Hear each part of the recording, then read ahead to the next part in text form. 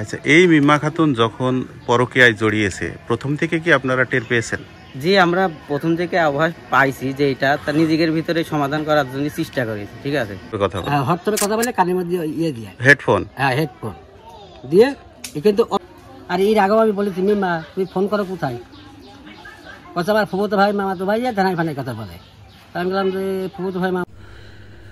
টাকা ও স্বর্ণালঙ্কার নিয়ে পরকীয়া প্রেমিকের হাত ধরে উধাও প্রবাসীর স্ত্রী। ঝিনাইদহ সদর উপজেলার হলিধানী ইউনিয়নের রামচন্দ্রপুর গ্রামের এক প্রবাসীর স্ত্রী 1,80,000 টাকা, 2 ভরি স্বর্ণালঙ্কার, স্মার্টফোন নিয়ে পালিয়ে গেছেন। ওই প্রবাসীর দাবি প্রেমিকের সঙ্গে পালিয়েছে তার স্ত্রী। 5 বছর বিয়ে করেছি মাগুরায়। আমার বউ 5 বছরের ভিতরে আমি 2 বছর 4 মাস প্রবাসে ছিলাম। তা গত শুক্রবারে বাড়ি আসছি। বাড়ি আসার পূর্বে সে অনেক জায়গায় কথাবার্তা বলতো। আমি জানার পরে একটু নিজেদের ভিতরেই এইটা সমাধান করার জন্য অনেক চেষ্টা করেছি। বলেছি তারে যে তুমি এইসব ছেড়ে দিয়ে ঠিকভাবে সংসার করো, আমার সাথে সমস্যা নেই, কোনো ব্যাপার না, এটা যা হয়ে গিয়েছে কোনো সমস্যা নেই। তা সে আমার কথা শুনিনি।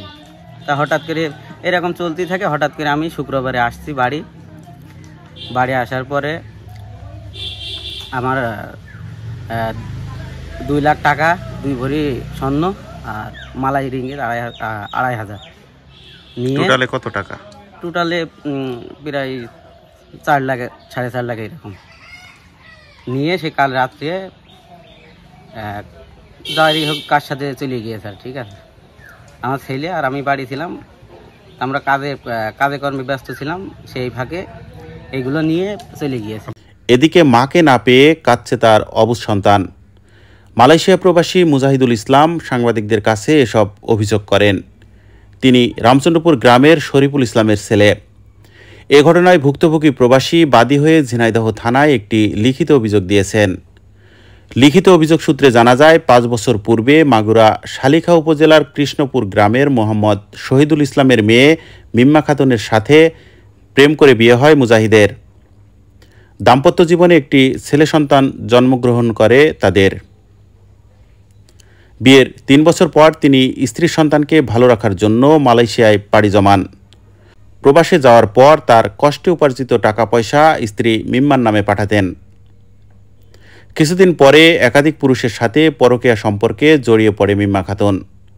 সে সময় তিনি খেয়াল খুশি মতো বাসা থেকে বেরিয়ে যেতেন এবং নিজের ইচ্ছায় ফিরতেন। এদিকে 4 বছরের সন্তান মিসবার মুখের দিকে তাকিয়ে মালয়েশিয়া থেকে ফোনের মাধ্যমে মিম্মাকে কয়েকবার শুধরানোর চেষ্টা করেন মুজাহিদ, তবে ব্যর্থ হয়েছেন তিনি। গত 4 দিন পূর্বে দেশে এসে টাকা পয়সার হিসাব চাইলে অশান্তি সৃষ্টি করে মিম্মা। পরে গত 10 আগস্ট রবিবার বিকাল আনুমানিক 5:30টার দিকে শিশু সন্তান মিসবাকে বাসায় রেখে ঘরে থাকা নগদ 1,80,000 টাকা, 2 ভরি ওজনের স্বর্ণের গহনা, একটি স্মার্টফোন নিয়ে বাসা থেকে বেরিয়ে যায়।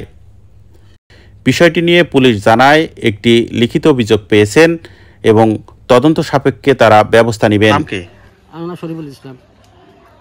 আচ্ছা, কি ঘটেছে গতকাল রাত্রে? গতকাল রাত্রে আমি মাগরিবের নামাজ পড়িয়ে আসলাম। আসার পর আমার ছেলেরা, আমার ওয়াইফ, এরা খোঁজাখুঁজি কি হইলো। কারে খুঁজছে? ওই সেই বিটার বউ মিম্মা। খোঁজাখুঁজি করে এরা বলছে যে কিছু না, নিশ্চয় থাকবে। আর নিশ্চয় পারবো কিরম, মানে সকলে বলছে যে এই বউ চলে গেল আর নিশ্চয় থাকা যায় এখন এই মুহূর্তে। আর এর আগেও আমি বলেছি মিম্মা তুমি ফোন করো কোথায়, কথা আবার ফুফুতো ভাই মামাতো ভাই ধানাই ফানাই কথা বলে।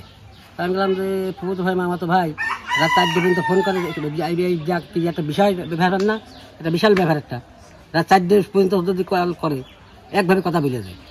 তা উনি আবার বলে আমার সে বিটার বউ যে আপনার মেয়ে কথা বলে না, বলে আমার মেয়ে কথা বলে তার স্বামীর সাথে বলে, কিন্তু আর আপনি তো কার সাথে বলছেন? আমার যে পুতা ছেলে ও তো কিছু বোঝে না, না বললে একটা কথা বলে যে অন্য মাসির সাথে কথা বলছে, আব্বার সাথে কথা বলছে না।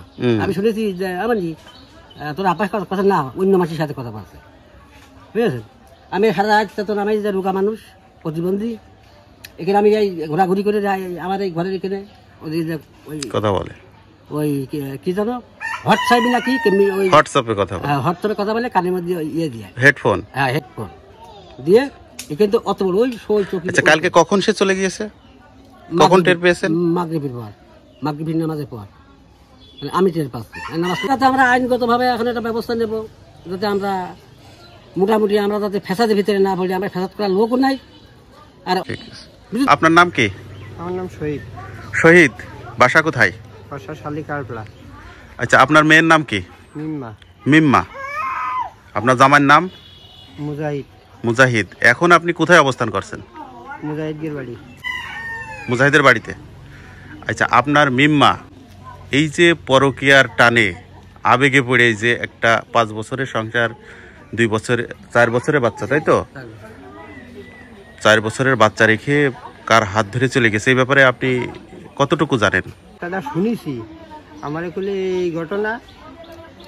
আমি বললাম সে তো আমার জন্মের একটা মেয়ে, তার কারণে আমি ওই জায়গায় আইছি। আচ্ছা, সত্যি কি মিথ্যা জিনিসটা জানিয়ে যায়। তা এখন আপনি কি জানলেন? এখন জানলাম যে সে চলে গেছে আর একজনের সাথে তার ধরে, এইটুকু জানলাম। তবে চলে গেছে এইটুকু আমি জানি। চলে গেছে। আপনার নাম কি? আমার নাম কাজল। আপনার ছেলের নাম? মুজাহিদ। আচ্ছা, এই যে মুজাহিদের স্ত্রী মিম্মা খাতুন জি।